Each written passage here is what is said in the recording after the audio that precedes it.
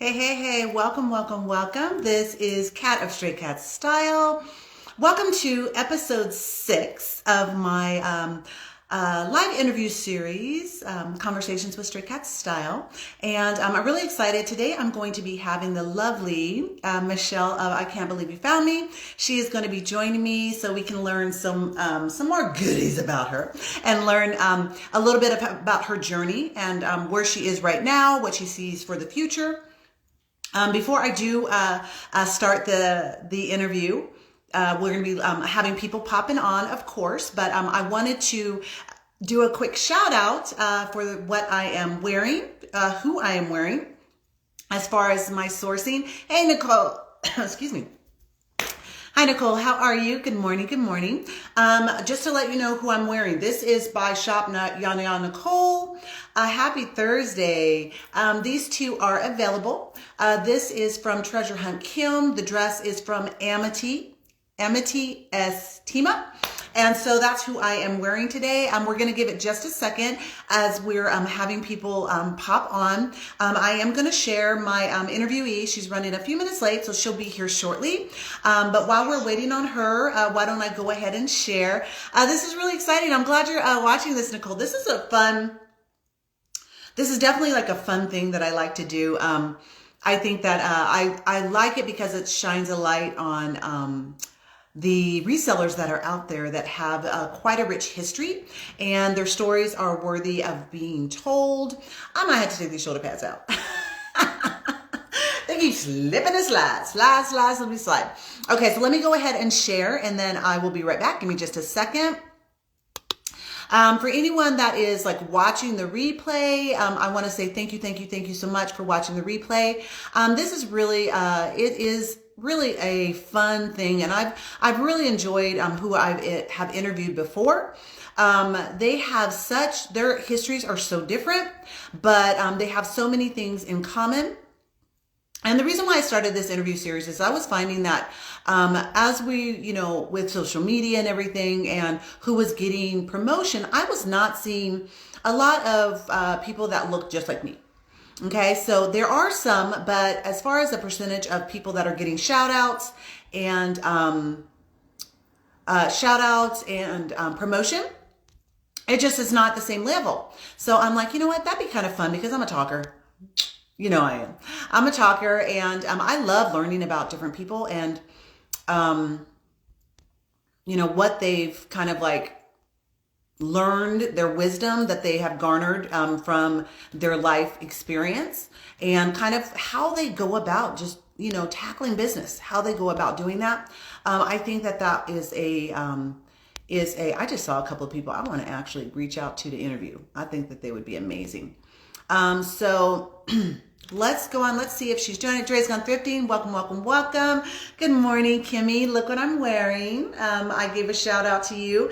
One of the pieces I'm wearing, this is from Treasure Hunt Kim. This is a nice like leopard gold collar. Loving it with this like mixed animal print dress. I got it from Amity. Hey, Kat. You're going to share.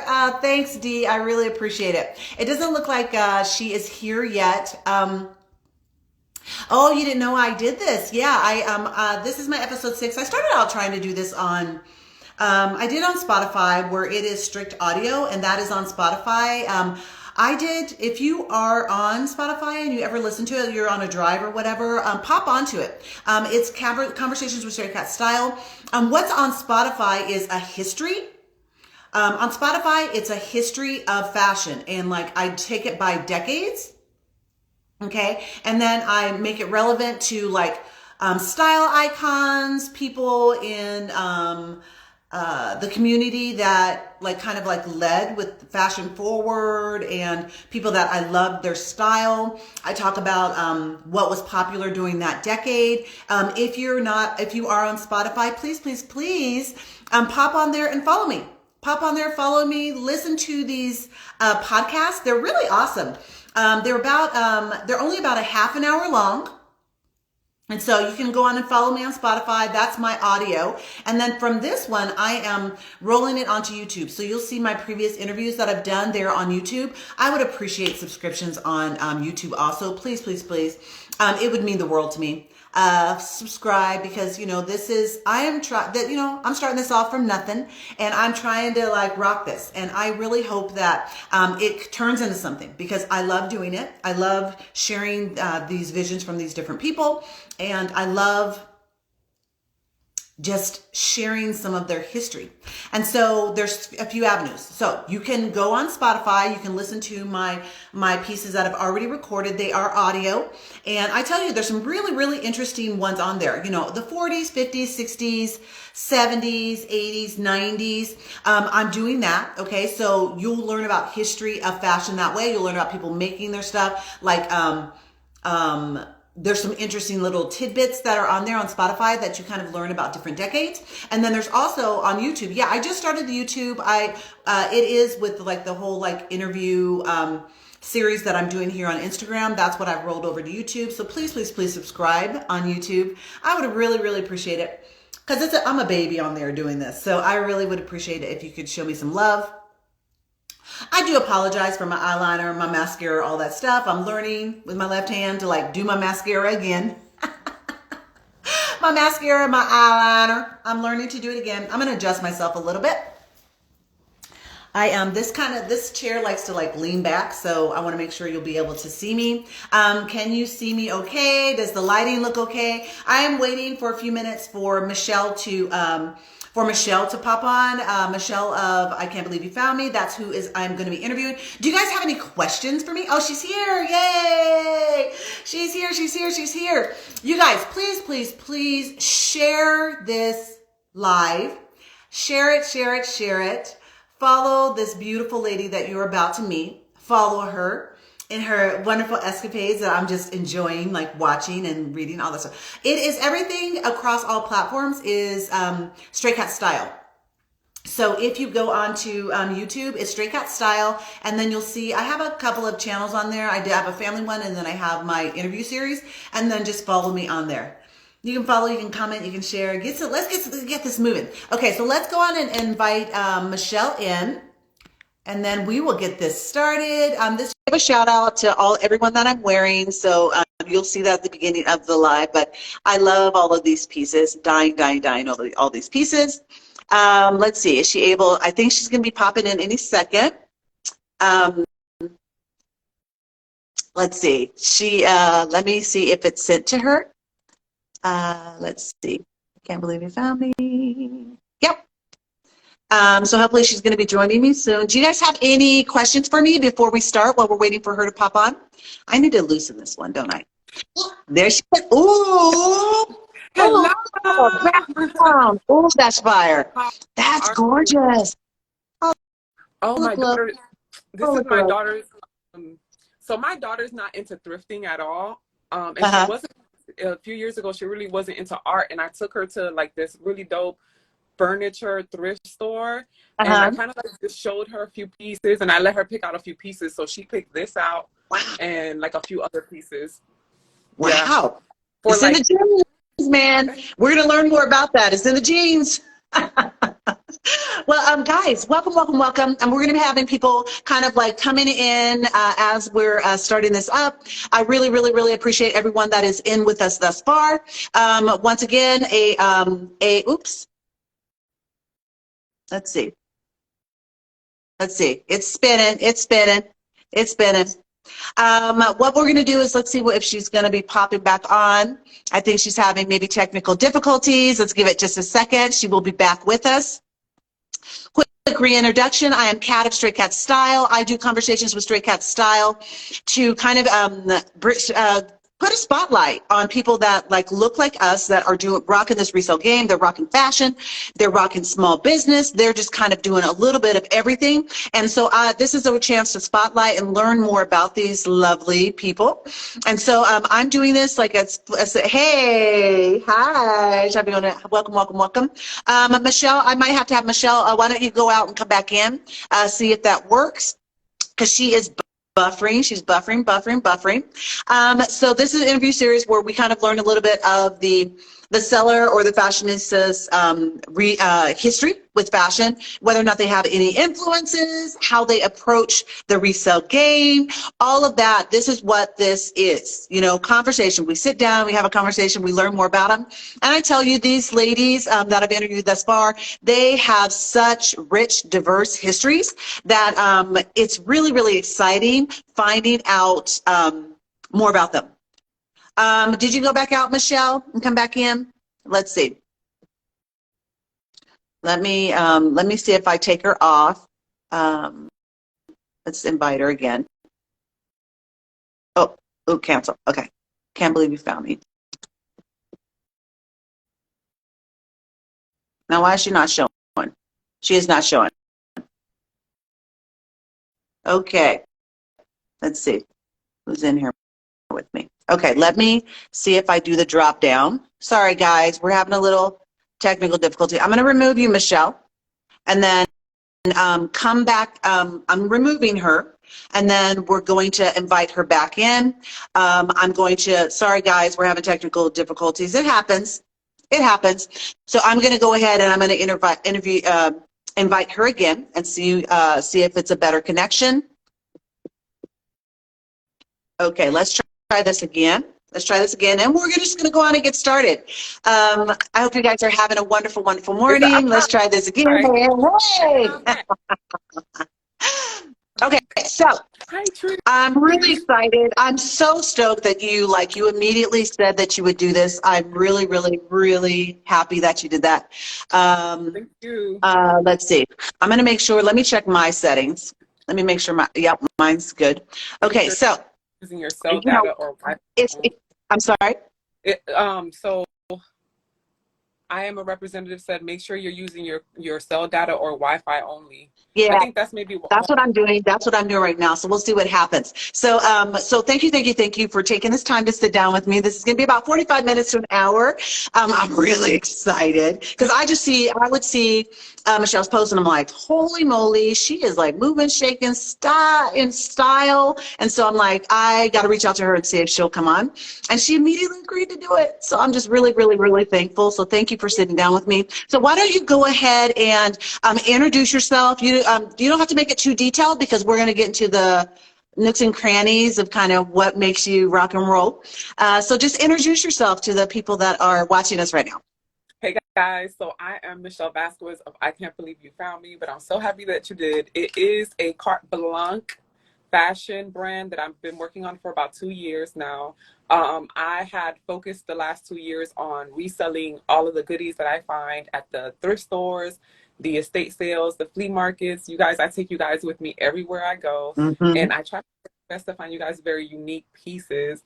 I have a heart for the intricacies of the universe, of the whole detail behind me finding it for you. And I just fell in love with the nostalgia, and I fell in love with the community of women that are here on Instagram more than any other platform. I will say that because I have tried many other platforms, but IG is my jam for now. So, and has been for a while. Hey, hey. Seriously, I'm just like, where's she got a suitcase? Where's she going now? Okay. Thank you so much for asking me to hang out with you on IG and everything like that. I love your personality. I love your finds. Your late night. I feel like your late night lives are like the best kept secret because we really cut up in there. Oh my gosh. And yeah. Yes. If you're not following StrayKatStyle, and then just tune in one late night, you'll see exactly what I'm talking about. Yeah. Hey, Mom. That's Cat After Dark, y'all. People be like, wait, this is not Cat After Dark. Y'all need to slow down. Slow down. This ain't Cat After Dark. Yeah, I would love it if you guys would join me. You know, I'm on all the time, so you guys, please come have fun, hang out with me. I love it, love it, love it. I break into song. I do all kinds of stuff. So I would love that if you do that. Okay, so tell us a little bit, because you said you've been working on it for 2 years. Give us a little bit of history of like your whole like fashion, like how you came into loving fashion. I know that, you know, I was going to say, you know, with your mom, you know, what led you into kind of like not necessarily resale, but the love of fashion, like from the beginning? What kind of like inspired you and like be like, whoa, this person is like so stylish. I just love the look, because it could have been when you were younger. Tell us a little bit about like how you fell in love with fashion, because I know you do vintage, true vintage. Yes. I know you do. Love true vintage. So it's funny. I think the reason why I fell in love with fashion so much was because I'm a Catholic school kid, and so I was a little Catholic school girl wearing my Catholic school uniform every day of the week, Monday through Friday, for kindergarten through 8th grade. So I wore the uniform, the same thing all of the time. And as you asked me that question, I was like, my brain catalog was trying to go to see like if I could find the very inception of why I love fashion so much. And I think maybe that's it. The fact that I was forced to go to this really dope school and wear the same thing over and over again. And then as I started when I graduated the 8th grade, I already had like a really tomboyish, like Aaliyah streetwear kind of style in high school. It was really, really me shopping in the men's section for oversized baggy pants and like, Polo and Ralph Lauren and Tommy Hilfiger at the time. So, Baba says I get it from her. Baba said I get it from. I do get a lot of my vintage love comes from my mom, Baba 1961, who loves to sell things for extra cheap while we're at it. If you want to grab a few pieces for $1, $11, she's your girl. So Baba loved bubblegum jeans and the tight leg jeans that we see came back, like a year or a few years ago. And she is the reason why I love the silk print dresses so much with the peplum and all that. Yeah. That was Baba. That was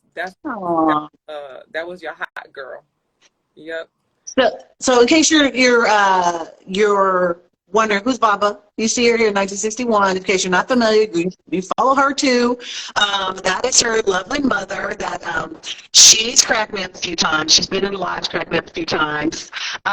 So you want to like, because we always say your mom. So why don't you go on and like your mom? That was like give her name and everything so that they know. Because it's always good to have, like, the handles are good, but I always try and do first names, unless it's, I got 5 Alexes, then I can't say 5 Alex, because they're like, you talking to me? So I have to say their handle. But she has a name. Yeah, Baba 1961 is Migdalia, a.k.a. Margie, my mom. And she's definitely the reason why. She said I did some fashion modeling when I was younger. That's true. I did some fashion modeling when I was younger. I don't know. I don't have any specific, I don't think I have a specific, like title for my aesthetic. I think it's just, it varies depending on what I feel like wearing for the day, whatever mood I'm in. But yeah, she's definitely, Baba's a vibe. So the reason why I did start reselling was because I wanted to do a business that would incorporate my mom and my daughter so we could spend more time together. Oh, okay. Okay. So we're rolling into that. Okay. So, but did you have any, so your mom was your fashion influence. So was there any, like, cause sometimes we see like, sometimes I'm thinking total like Bianca Jagger. Sometimes I'm like, okay, I'm going full Tina. Sometimes I'm like, okay, get the Billie Holiday. But you do that, so there's this, so your mom, I think that's amazing. Yeah. My mom, that's amazing. The disco era is like my favorite era. So anything disco, I love disco music. I love disco clothes. I love the 70s, the bell bottoms, anything anyone would have wore to Studio 54 is definitely my jam. Yeah. I say that all the time. And I'm like, see stuff and I'm like, oh my God, like see some gold stuff or some like really, really ruched puffy with like I'm just like, oh my God, that's so Studio 54. So I love that whole aesthetic also. I love it, love it, love it. So, okay. So you started to talk about coming into reselling and you wanted to do it with your daughter and your mom. So tell us about like how that kind of like rolled into what you do. I know the era of 70s, that is, and I tell you, Michelle's worn some like, where I tell people she's worn some of the visuals that I say, this is what you can do. And she's like been that example, like with high-waisted jeans with a shirt that's kind of low, that's tied in the front, that kind of drapes down, that flatters all kinds of silhouettes, you know, your figure, if you curvy, if you straight up and down, any of that, it flatters you. So she models that. So if you guys haven't checked out some of her posts, you got to check it out, because she does that with the earrings and stuff. She really, really, she embraces all that and she models it. So you can have an example of when I'm telling you something. Oh, look at her page. Oh, that's it. That's what Kat's talking about. You know, that's what she's talking about. Okay, so I'm sorry to interrupt that. I saw that comment, and so I just rolled into it. But go ahead and elaborate for us, like how that all came into being. Oh, so the thank you for following me, by the way. So the hey Fee, what's up, girl? What's good? I see some of my homegirls in here. So yeah, it just the whole story is like, so it's a really beautiful I say God had me take the scenic route, but long story short, I decided that like after or during COVID that I wanted to do something more along the lines of what I feel like doing versus what I had to do in order just to, you know, create a living. And my career choice at the time, which I own a commercial and residential real estate company here in South Florida, and that's what I was doing at the time. Okay. When COVID came along, I closed my office. My cat keeps moving the tripod. That's my fat dog. She does it all the time. I'm just like, okay, it's gonna get knocked over. I think she says hello. She likes your name. She's like,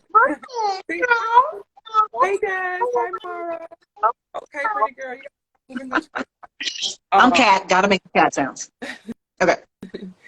So long story short, I ended up closing my office due to COVID, and so I just was thinking, what can I do? I wanted to start reselling, and so I actually, it wasn't even wanting to start reselling.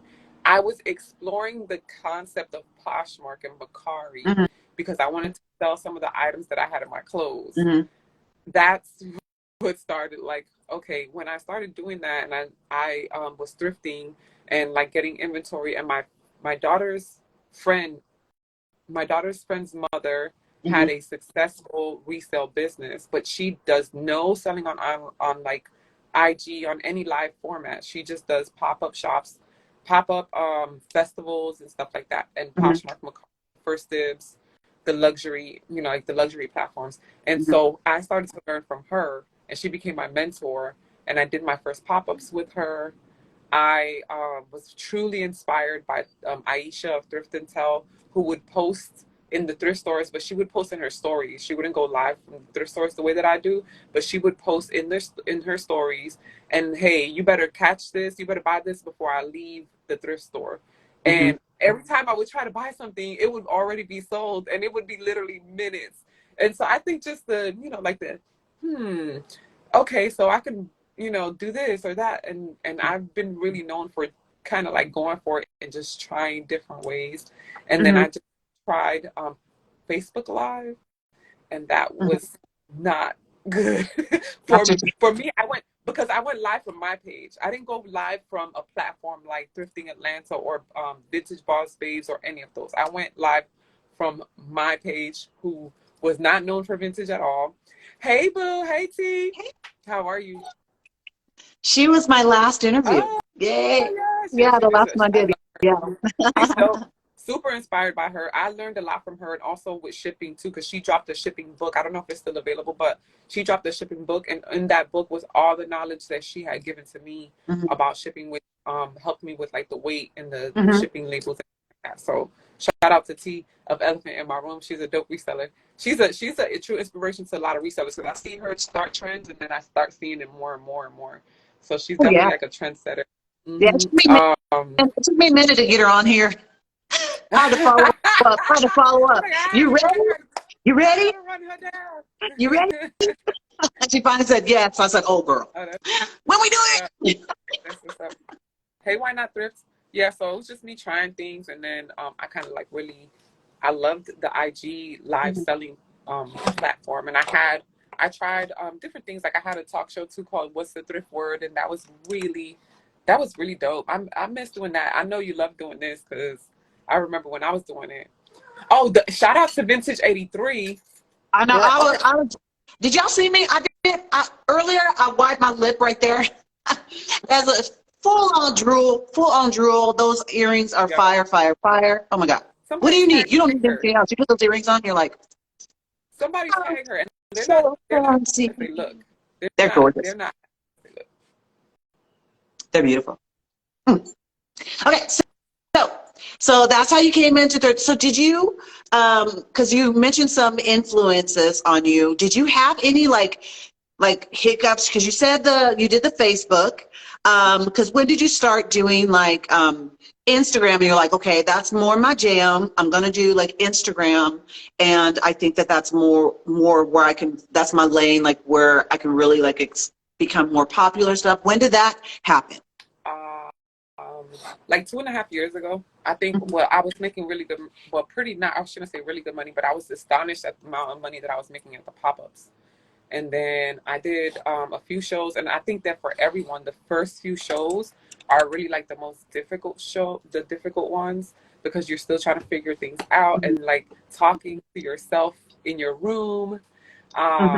You're just like, I don't know. For me, it felt just kind of weird at first. But once again, the love that I felt back from the people who I was on with was dope. And so I was like, oh no, I kind of like the vibe here. We all were women who had the same interest in like fashion, but not just fashion. Very unique fashion, because I think vintage offers you garments that no amount of reproduction or mass production can replace right now, with the exception of certain haute couture brands. Vintage has that without the high ticket price. And so we were all just women who loved unique pieces and high quality vintage pieces. And it was, for the first time in my life, the first time that I found out that I could actually do, and I've been thrifting my whole life, so I can do something that I love and monetize it. And you said hiccups, and I laughed. Well, girl, let me tell you, when and I've not been doing it for too long, I'm not close to that amount of time, mine is like under a year, but I just, because I was one of those geeky kids. I'd be in my room, make myself cry, singing old show tunes, like doing very silly, reading my books. My sisters are all on the streets. I'm at home, reading my books, be acting out scenes from old movies, stuff like that. And so, like, I always, it's the whole talking to yourself, like when I was starting to do Instagram, the whole talking to yourself, it was still very, very different, because you're vulnerable. And so I think you're vulnerable because of the fact that, luckily, most of the time the vibe is very good. But you get, you're like, these people are watching you. So it's kind of like, you're kind of an open book. And so it can go any way that it wants to go to. But luckily, this is a big world, small world kind of thing. So once you meet somebody, it's a trip, because there's all these people. Once you meet them, you see them everywhere. You see them everywhere. You get to know them. And I absolutely, absolutely love that part about it. So it's like, when you're saying thank you for following me, I tell you, these people, they follow you, they find you, they support you. They really are. It's kind of that community. And so I think that's awesome that you felt like just a couple of shows and you're like, because it took me a little longer. It took me a little longer than a couple. No, listen, if you're a new reseller and you're thinking like, oh, I flopped my first show, like, no, I flopped. My first show was a straight like 2 hours of me and Erica of Story Behind the Look. He was probably logged in getting some work done, okay? Because she was there the whole show. And I think that was pretty dope. It was just like, okay, I know somebody's in here, but I also learned that you can't just, if you have a vision, you can't wait for people to come into your vision and see it, right? You just got to move forward. Whether or not there's 0 people in the room or 120,000 people in the room, like if you have this feeling, and we all have that feeling, it just feels right. You know what I'm saying? Like you've been in your zone, and it just feels right. It just felt right. I felt like I was home, and whatever this was, that God was going to use whatever this was, and me as a vehicle to do his, to do whatever he wanted. And I wake up every morning just like that. Like, God, do with me what you will. I prayed before I got on this interview, like, may they be your words. May whoever needs to hear whatever they need to hear from me through you, I'm good with that. And so I think that planning is dope. Yes, you should have a plan. I'm not the person to follow if you think you want to see someone execute a plan. I'm definitely the person to follow if you want to see someone, you know, be human, make mistakes, learn from those mistakes, grow, transition, pivot, do, you know, do whatever they have to do to move forward inside of it. Michelle's your flower. Oh yeah, she's dope. Story behind the book, Erica is dope too. There's a lot of really dope people, women in this community. Hey, Phil. Well, it really is. Because it's really funny because it's like I'm always talking about because we all not all of us, but many of us have had the slow motion falling rack behind us. I had one. I was like, it was falling. I grabbed with my left hand. I was like, rack down. Give me a second. I was like, fell down the steps. I was like, y'all let me give me a minute. I'm gonna pull this stuff up. And it's like that's the thing about live selling. Lots of stuff can happen.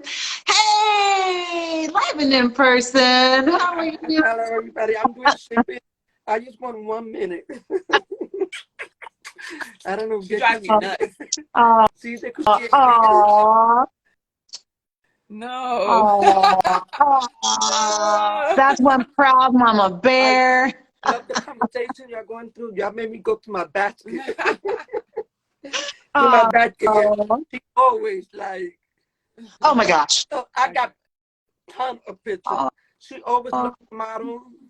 She always had them old lady clothes. She said I've been waiting my whole life to become an old lady so I can finally wear the clothes that I love.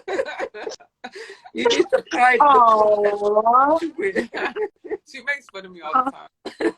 Oh, so cute, so adorable. Nice to meet you. I will be posting pictures of her soon. Okay. Yeah, because I think we all got the picture of with Afro puffs or whatever we all posed. Yeah. We all have that. It's so cute. We all got those. We all got those pictures. Some will not be seeing the light of day. I'm just telling you, some of mine are not seeing the feathered hair. That our hair don't feather.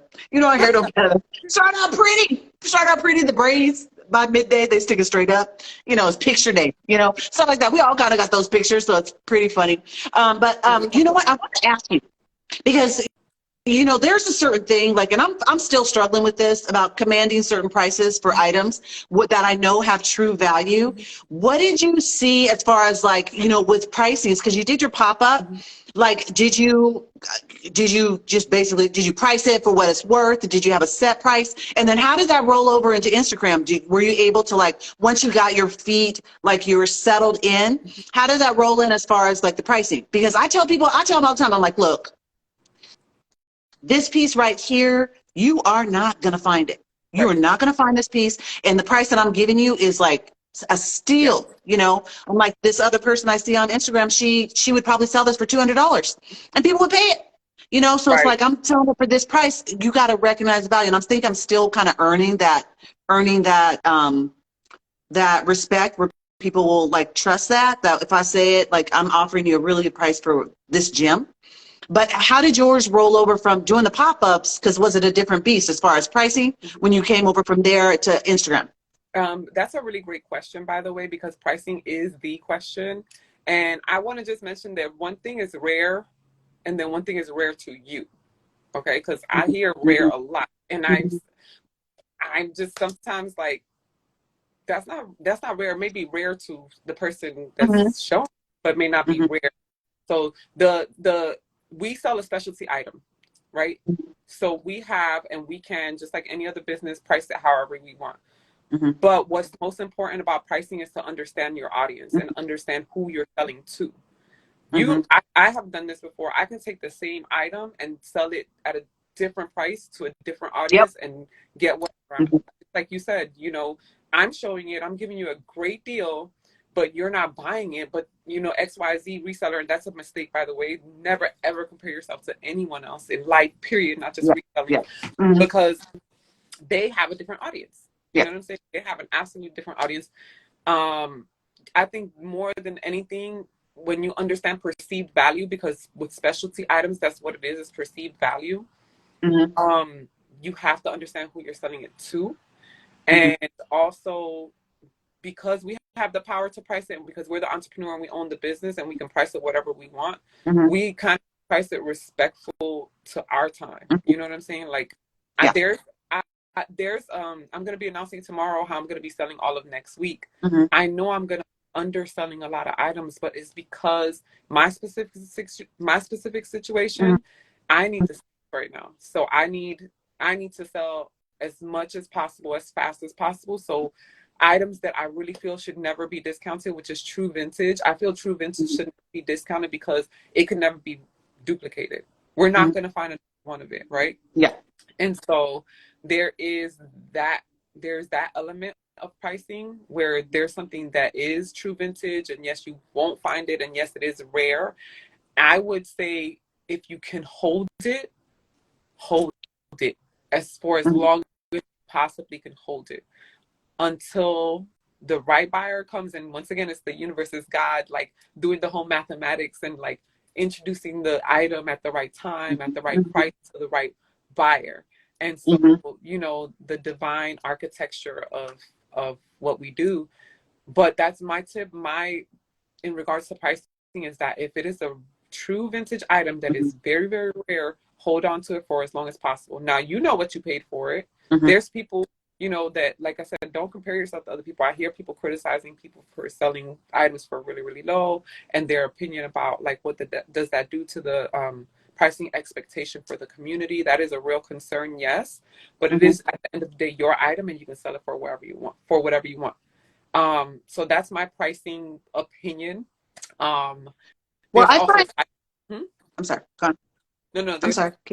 There's also cycles, right? So like Tara of Archangel Estates, she has this, she gave me a strategy, right? She was like, listen to this. I want you to think about this and think about what you want to do with this. She says, take your inventory for whatever time period you're going to show the inventory, show it and show it and show it until you beat the shit out of it. Pardon my French. And then you know, if you notice that it's not selling, you put it on sale. You do a 50%, 75% sale, and then whatever it doesn't sell, then you end up donating it to like a homeless shelter or a women's closet who needs clothes for, you know, like their career or whatnot. So, you know, there's a cycle to it. If you want to have that strategy, I've never really incorporated that strategy. If you've ever been on any of my random lives, you know that pricing varies minute by minute. Okay. Yeah. Yeah, I'll all of a sudden, like, I'll be having a discounted sale and I'll grab something off my shelf and I'm like, you know what, I'm going to grab this nugget and it's going to be this price, and people are like, really? You know, where it's like a really, really good price for it. When I talk about these, the ones I really talk about that are like very special, and this goes into the retail history part of like when I was doing Spotify, when I was learning about different decades and the availability of people of color to be able to go and shop and find their things, and they weren't able to go to a lot of places to shop unless they were in certain parts of the country where there were like Black like neighborhoods. They could go in and they'd have shop owners maybe, you know, but they would make their items themselves. So, you know, if it comes from that decade where it's like a homemade piece, that it's like that, it's a very cool print, it's a homemade piece, it's your size, that's rare. Do you know what I mean? Or if it's like something that you look for and you cannot find that piece anywhere, those are like ones where it's like, okay, this warrants you like really giving it its respect, because it is a rare piece. And so like, but I love that whole like showing it, because there are people that, and I'm bad about this. I will show something, I'll put it in because literally we have 4,000 on Poshmark. We probably got like 3,000 items that aren't listed. A lot. So I'll show something and then it'll go on the rack, and then I won't show it for a month or whatever. And then I'm like, oh yeah, I have this. And then I'll have it on sale, and I didn't show it enough. So I think that's something that I'm probably going to implement, where I'm going to like separate stuff with the stuff I've shown a good amount of time and stuff that I've only shown once, because I think that that's pretty smart, because that person that may love the item at the higher price just wasn't in your life or do a reel or do a story, you know? But the cost of holding is also a consideration. So for instance, I still have a storage unit. Yeah. I don't want to have a storage unit. I want to have a garage where I can put all my inventory in, and then it's not going to be, the cost of holding is not going to be as high, right? So there's a cost of holding that I want to talk about so bad. I really want to dig. But there's also too, like, there's, if you really want to keep a good eye and if you have the time, you can literally make spreadsheets and then really see, okay, this is what I bought, this is how much I bought it for, and then do your weekly sales revenues. You know, do your profit and loss when you do it quarterly. You'll see if spending, God bless you. Yes, he does. Hallelujah. So yeah, you'll notice like when your expenses start to surpass your profit, and so that's when it's like, yeah. I definitely, like, you know, that took some getting used to, and like cost of goods and things. That is like that's definitely something that Joshua, my husband, I run it with, that he spearheads, because I'm not so good with that, like keeping that organized. So thankfully I have him to do that. But what do you want to say about the cost of storage? Because this is kind of like, if you're spitting knowledge, like there's people on here that there's a lot of people that resell that are on here that it would be beneficial to. So you can feel free to elaborate on it. Oh, for sure. So it's real simple. If you don't gross profit at least 3 times your storage amount, you shouldn't have a storage. Period.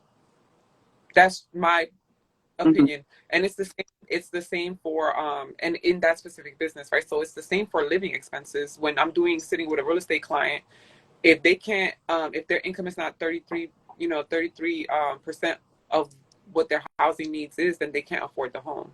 So it's the same concept I'm using with storing. If you don't make at least one of my storage units, well, the only storage unit I have now has, I think I paid $250. If I'm not making at least $250 a month, I shouldn't have a storage. And that's not a big goal, but you know, there's other goals you make outside of that. That's how I feel. There is a cost to holding space, clarity, limited shipping, and peace of mind too, because I think that's what's really messing with me lately. That's why I list it as shipping and handling includes storage. Absolutely. She's Pockets and Polka Dots. What's up, baby? How are you? It does go into that too. So so that's just my opinion about storing. If you're not making at least minimum that amount of profit, then you shouldn't have a storage at all. Well, I really think that hold on 1 second. I got to get a charger. My computer's going to die. Just a second, guys. Okay. So, and that's not, just so you know, I'm speaking in general. I'm not the type of person that thinks that every concept fits every person. I'm very much an individualist in the sense that might not apply to you. You might have extra money floating around that you just kind of want to throw away and pay storage, and the money's not coming in yet. I did it when I first started reselling. I was overspending money on storage, all kinds of stuff, inventory. When I already had inventory, instead of focusing on selling, I was still sourcing, which I think we're all very guilty of that, because we love the thrill of the hunt and the, you know, finding new inventory and oh my God, let me see your shirt. Oh my God, wait, is this for sale? What, hold my up. dress? You're not about to slide right by me. Yeah, hold up. Isn't it cute? I got it from Amity. It's a mixed print. It's a mixed print dress, and it's like I got it buttoned, like it's got pockets. Let me move this back so you can see. Let me see if you can see it. Really cute. It's like it's centered at the waist. Isn't it cute? I'm screenshotting this. Hold on, I'm gonna DM you. It is like it's you know, it's one of the button front, you know, ones where you can just, I have it like a little bit of show some leg, baby. Because you know me, I like to show some leg. That's how I roll. I was dying. I love it. Okay. So I love it, right? I'm going to take the shoulder pads out because it's like they're sliding, but I love it. Like I hold like the whole, like I'm kind of sliding around, but because y'all know I fell. I'm going to do it really quickly because people are going to be asking me, Kat, you got a cast on. I had surgery, fell 2 weeks ago. Didn't realize I broke a bone, fractured, went into doctors. They did x-rays and said, this is concerning. You fractured it. I've been still working, moving around bins, doing all that stuff because, you know, that's how we roll. Right. That's how we roll. We just get through it and do what we need to do.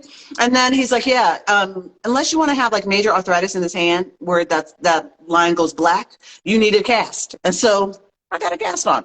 So for 2 months, because told you I'm klutzy. So when I klutz, I klutz it up. I klutz it up seriously.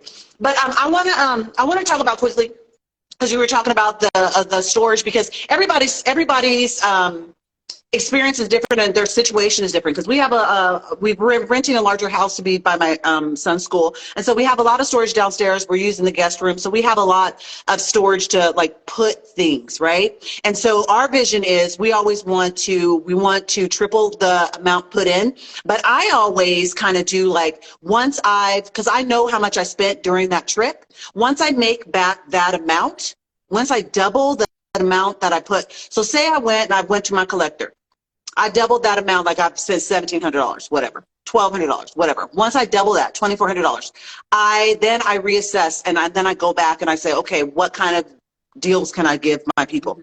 Okay, then you can come in, you paid a little bit more for these, and then you come in, you get these crazy deals on the other pieces. So it's like a high and low thing. So they're like, okay, I know I'm going to pay this much from Kat, but she's gonna have a fill a box jewelry sale, and I'm gonna get 20 pieces. I'm going to get 20 pieces for $40, and they're going to be good pieces, because when I do, I have and I don't know if you do giveaways, but I do giveaways all the time. And I always, like, the giveaways that I have are always things that I source to sell. So I don't buy stuff that's like, that especially to give away, where it's like the quality is a little different. I mean, it's one, I went to somewhere, I took 5 minutes, I was looking at that thing, and it's going to be bomb, and it's going to be special to you. So I'm going to get something that is your vibe. That's what, I take pride in doing, that kind of thing. So I love to do that. But okay, so back to you. Oh, now, because I've been seeing your like traveling thing, your whole traveling thing. I want to learn more about this, because I was just like, dang, this looks so fun, what she is doing. And so I want you to, like, because they probably might have seen your posts and kind of what you're doing with that. So, like, say, how did that happen, and what is that all about? What is that? What? Yeah, it's the private shopping club.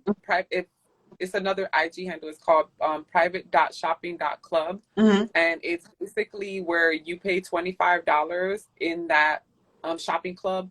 That $25 goes towards like whatever travel expenses I have, and then we'll travel thrift together. And so the last one that I did, I went over to New York to the Manhattan Vintage Show. That was crazy. Well, while you're talking about pricing, no, girl. And so it was a really special private shopping club travel thrift moment, because I did have prep. There was just 3 people in the room, actually. There was 2 people. There was me, 2 people that bought a ticket, and then my homegirl's friend was sitting with her. So it was a total of just 3.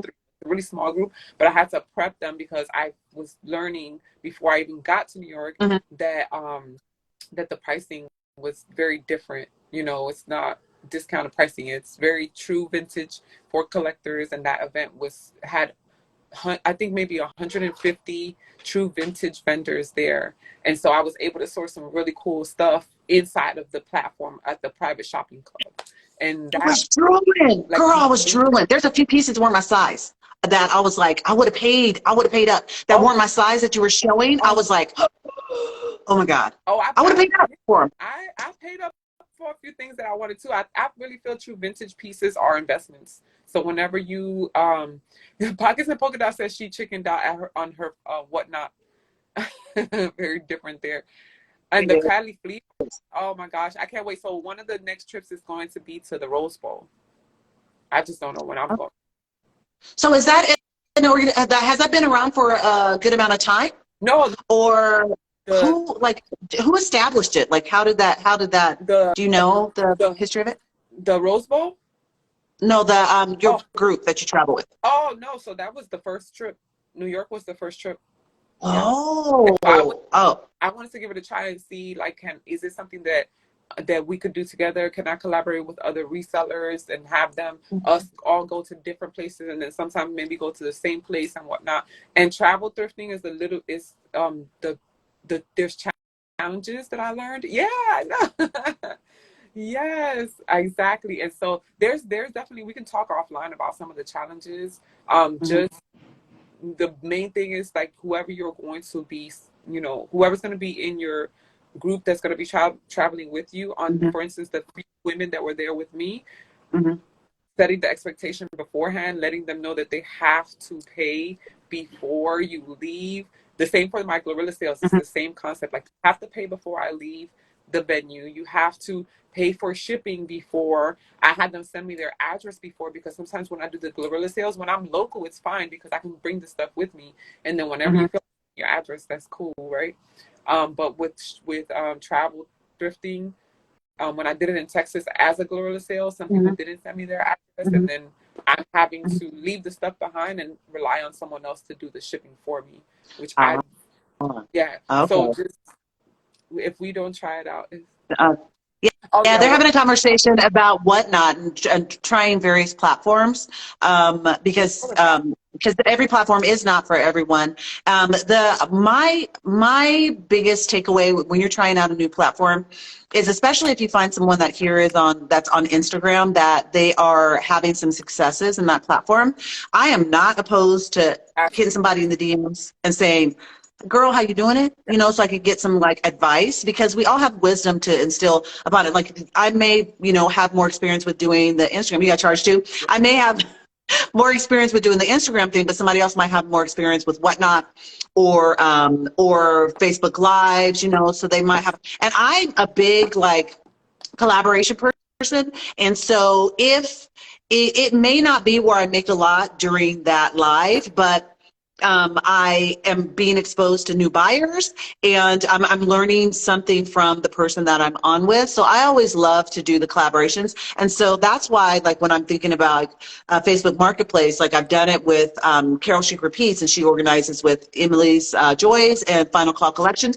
Like, they do one together on Facebook. And so that's the way to get your feet wet and find out if you like dig it or not, because you may not dig it. You may like try it and be like, but collaborating with someone else is really, really, really good. And you just like take it slowly.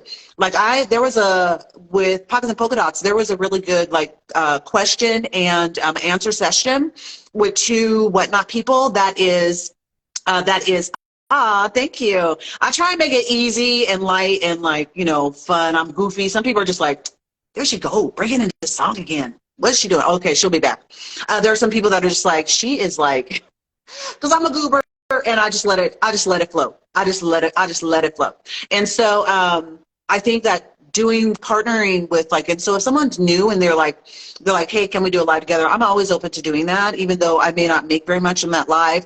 I want to be supportive in my village, in my community. So if they're going to get some benefit from it, like as I'm growing, they're growing, we lift each other up. It's not just, I think that, lifting up other people is just as important as finding your own successes. And I think that it enables you to take little small things that you can do to make yourself better. And, they may have customers because I tell you, on my collaborations, it really, really works. People will follow you, and these shoppers will go and they will go your lives. So they will do that. And so you guys know I do the whole Sunday thing where and don't leave, guys. Michelle's going to come right back. I have my lives where I do on Sundays, where I go and I spend at least an hour at 3 different lives, and then I shop them on Sundays. So I do that. That's my only day off. So I do that. And so I think it's really important to show, even if you're not able to spend, to go there, comment, because especially if they don't have a lot of people in there, go in there, comment, bring up their vibe, because it makes a difference. Comment, share, do all of that. If you're not able to spend, do that, because it really, really lifts the community, and that's really important. And so as I'm growing, I want to see, I don't need to grow on the back of somebody else. I need to grow up with, we need to grow together. And I think that that's really, really important, because that's part of this reason why I do this conversation with StrayKatStyle, because it's like, it is a way to like lift our village, because people are learning more about these people that I'm interviewing, and they're also like learning their best business practices. They're learning about different organizations they're affiliated with. They're learning all of these really, really, really awesome things about these sellers. So I think that it's really important to do that. And so you'll see me popping into, when I come into your live, I'm gonna ask a lot of questions, because I'm shopping for me. I'm not shopping to source. I'm shopping for me. So I'm going to ask you more questions, more measurements, all that stuff, because it's for me and I really want it to fit and stuff. And I don't want to sell it. I want to keep it. I was just talking about popping into other people's lives on Sundays and how I go for an hour on a Sunday and I shop. I share, I do all that. I may not find anything my size, but I'll share and I'll tag and I'll do all of that and like start to like lift up the people that they may only have. If I go in a live and they got over 20 people, I'm going to go to a different live because the people that have like 5, 6, 8, they need support. So I would appreciate you coming to my live. I only got a few people. Yeah. You can do the same thing to me. I won't be opposed to that. But I do that. Great stuff. I got the stuff I ordered from you. You have really great stuff, like the jewelry, the vintage jewelry I got from you. I just couldn't find it in the rubble. I was like, I want to wear it for her interview. She bought these fly, like pink tassel ones. Oh my God, so cute. So bomb. Thank you so much. You have the best. You have really great items, and yes, you're really slept on. I just think, just once again, because you're new, and you were talking about before we got cut off. I'm so sorry, my battery died. It said I had 10%, and then it just died. But before it got cut off, what I was gonna say was the number one thing, if you're new and or have been in this business for a long time, because it's something I struggle with, is consistency, even on whatnot, or if you're doing Posh lives or if you're doing IG lives, whatever it is consistency. So if you're going live consistently for 3 times a week, then you will join, and you have been consistently going live. I think you go live about 3 times a week, right? Tuesday through Saturday, I go live. Yeah. Every day. So Sundays, my day off that I shop. I do my chores, shop. Mondays, I do shipping and like any kind of promo if I can. And then Tuesday through Saturday, I go live. Yeah. Yeah. You see me too much. I know, too much. No, I mean, listen, I was going live. I don't know, you weren't following me when I was doing this, but I was going live like 3 times a day. And I wasn't selling. I was just being, one of the things that I do love that I did with my IG, that I want to start doing more often is too, like I was creating a safe space for women to talk about women's issues openly. And we would actually just jump on a live and just chat about anything from reproductive rights to like relationships and marriage and divorce and new love and just. A few days ago you had one. I watched it for a little bit. Yeah. Yeah, the Foursquare, right? Yeah, I watched that for a bit. I watched that. So I think that that's great. And like, I would love to, this is my livelihood. So I go live. I definitely go live. It's going to decrease if once I get on Poshmark with all of our sellers and stuff, you may not see me on Instagram as much. So, but it's partially out of necessity. I love it. I have a lot of inventory. So that's reason. So hopefully I'm going to be doing it less, because I do it a lot. But somebody was asking about, should you, because I usually do question and answers, at the last part, but I don't want their comment to be lost. And it was, who asked this? I am representative. She asked, should you target a certain consumer or everybody? Because I have different feelings about that. I'll let you go first, and then I'll go. So would you do everyone? You look for buy for everyone, or do you do buy for a certain person in mind? No, I don't have any specific person in mind. I don't.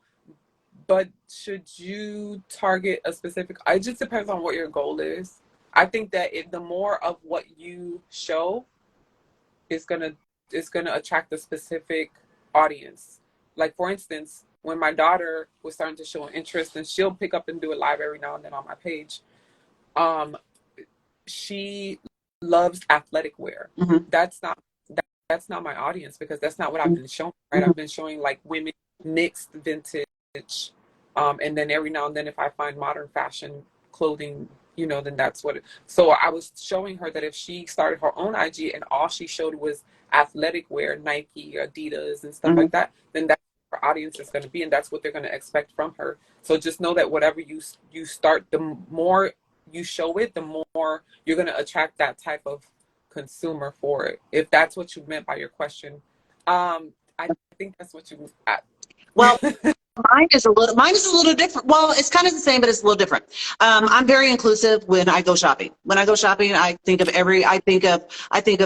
I think of people that like loungewear. I think of people that love true vintage. Think of people that want monochromatic. They want a time capsule wardrobe. I think of all of that when I am thrifting. So, I don't know if it's to my detriment, but that's my mindset. And it's like, it's very, very hard to break. Okay. So when I'm doing lives, one day I might do all plus size. One day I might do, like yesterday I did lingerie. Girl, I still got some fly lingerie left. Ooh, sexy, sexy, y'all. So I did lingerie.